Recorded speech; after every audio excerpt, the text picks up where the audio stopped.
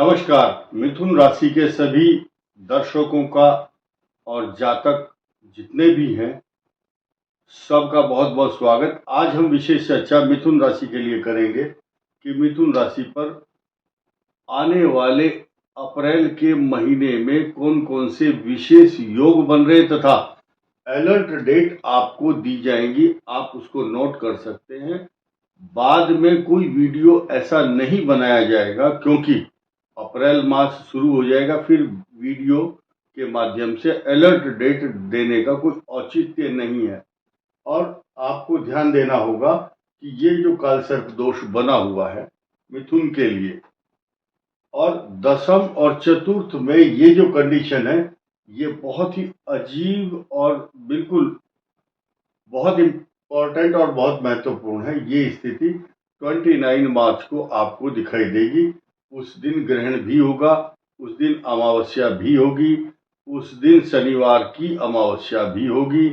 और मिथुन राशि के दशम स्थान ये कर्म स्थान है, आपके पिता का स्थान भी है। मान सम्मान, तरक्की, नौकरी, जायदाद की वृद्धि करने वाला पिता का स्थान तथा आपका प्रमोशन, आपकी नौकरी, इन सब का जो कंबाइंड फल है आपको इस भाव से मिलता है। बहुत ही अच्छा नया समीकरण, क्योंकि ये दोनों आपकी भुजाएं हैं, ये पराक्रम है, ये आपकी एनर्जी है। यहां सूर्य की स्थिति 13 तारीख की और 14 तारीख की अप्रैल की मध्य रात्रि को 3:21 पर सूर्य का यहाँ पर ट्रांजिट होने वाला है। ये समीकरण आपके लिए क्या उपलब्धियां देंगे? फिलहाल चंद्र और मंगल यहाँ पर है, लेकिन प्रतीकात्मक रूप से मंगल को यहाँ दर्शाया गया है क्योंकि 2 अप्रैल को मंगल कर्क राशि पर होंगे। सूर्य 14 अप्रैल को उच्च राशि में होंगे, जो आपके लिए सभी प्रमुख उपलब्धियां लाएंगे। आपकी यश की वृद्धि होगी, आपको रेस्पेक्ट मिलेगी, रिसोर्सेज ऑफ इनकम, आय के स्रोत बढ़ेंगे।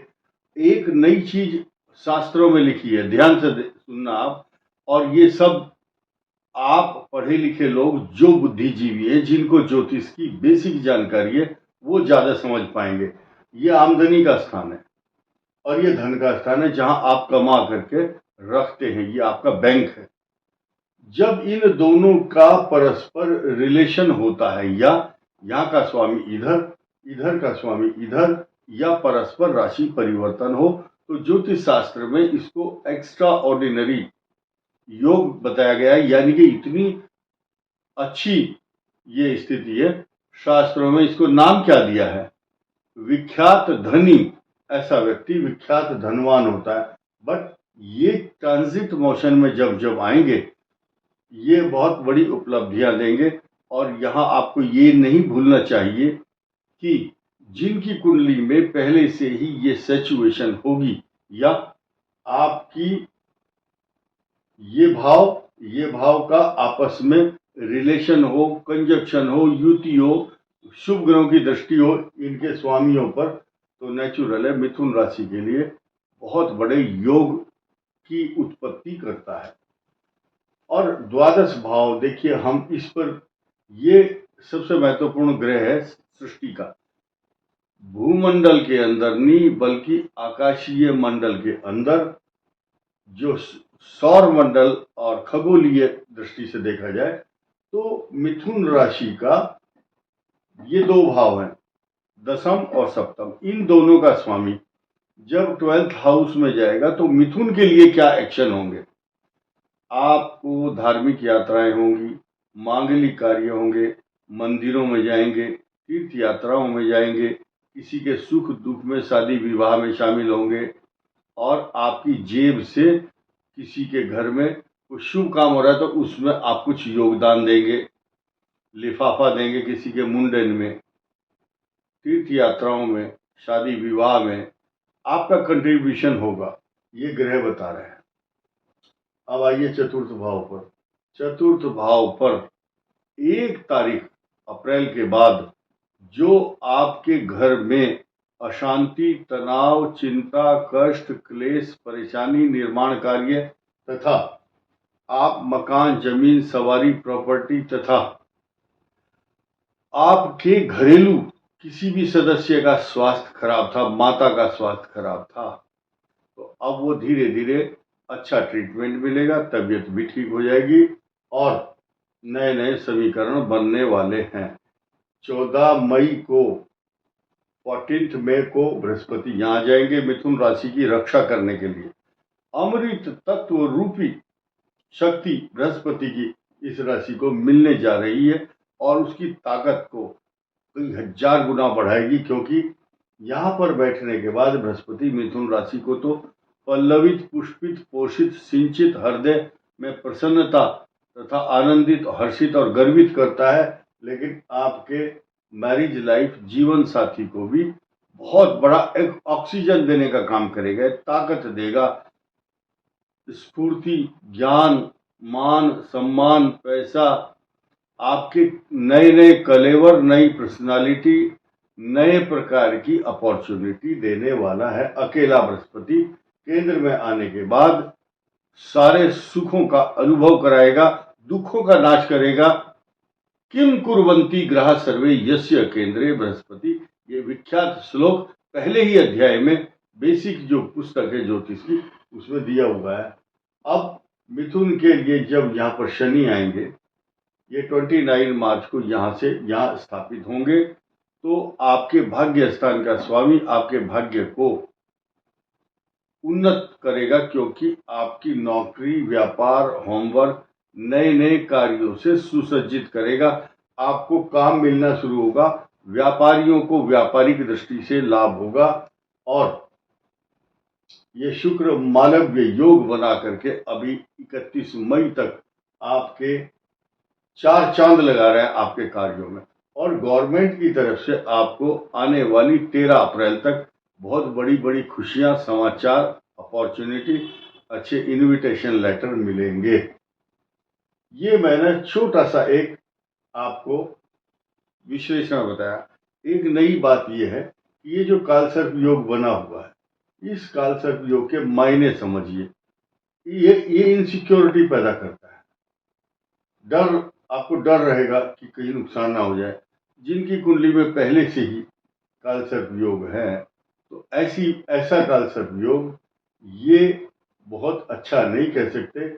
ये 1987 के आसपास बना था और ये कालसर्प योग जिनका यहाँ है तो उनको घरेलू कुछ समस्याएं, कुत्ते से परेशानी, जिनकी अगर केतु की दशा चल रही होगी तो, लेकिन केतु की दशा इसलिए नहीं कह सकते हम, गोचर में या अंतर प्रत्यंतर चल रहा हो तो, क्योंकि ये जो वीडियो है ये बन रहा है मृगशीर नक्षत्र के 2 चरण लास्ट के, आर्द्रा नक्षत्र और पुनर्वसु, इन तीनों के लिए ये वीडियो का बहुत इम्पोर्टेंट है। और इनकी जो दशा है युवावस्था में, यहाँ से कैरियर शुरू होता है। राहु की दशा, बृहस्पति, शनि, बाल्यावस्था में राहु और बृहस्पति की दशा निकल चुकी होगी। मिथुन राशि वालों की जिनकी शनि की और बुध की दशा चल रही, उनके वारे के न्यारे हो जाएंगे।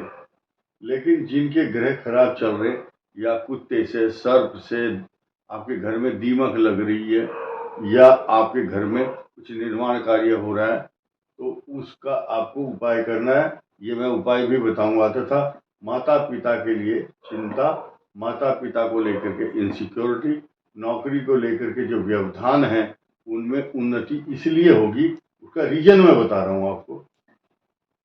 मिथुन राशि का स्वामी बुध केंद्र में है, यहाँ पर शुक्र भी केंद्र में है क्योंकि ये एजुकेशन हाउस का लॉर्ड है, और ये सूर्य यहाँ उच्च राशि में है 13 अप्रैल के बाद।